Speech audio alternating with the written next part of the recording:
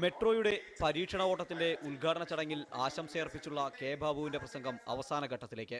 കണ്ണൂർ എയർപോർട്ടിൽ നമുക്ക് വിമാനം ഇറക്കാൻ ഇന്ന് നമ്മൾ എല്ലാ നിലയിലും തയ്യാറെടുത്ത് കഴിഞ്ഞിരിക്കുകയാണ്. അതിനിടെ വിജിലൻസ് കോടതി ഉത്തരവ് സംബന്ധിച്ച വാർത്ത വേദിയിലിരുന്ന ഹൈബി ഈഡൻ MLA ഫോണിലേക്ക് എത്തി.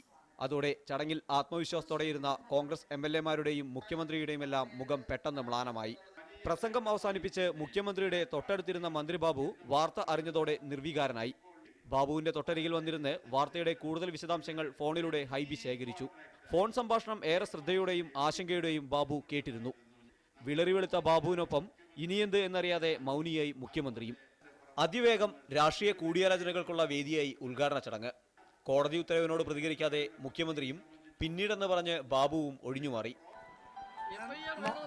അതെ, നോക്കിയിട്ട് പറയാം. തീർച്ചയായിട്ടും പ്രതികരിക്കും. ഇന്ന് തന്നെ പ്രതികരിക്കും. മെട്രോയുടെ പരീക്ഷണയോട്ടത്തിന് മുഖ്യമന്ത്രി ഫ്ളാഗ് ഓഫ് ചെയ്യുമ്പോൾ മന്ത്രി ബാബു തന്റെ രാഷ്ട്രീയ ജീവിതത്തിലെ ഏറ്റവും വലിയ പരീക്ഷണത്തിന്റെ ട്രാക്കിലായിരുന്നു. ക്യാമറ പേഴ്സൺ ഉമ്മർ എടപ്പാളിനൊപ്പം സനൂപ് ശശിധരൻ, മീഡിയ 1, കൊച്ചി.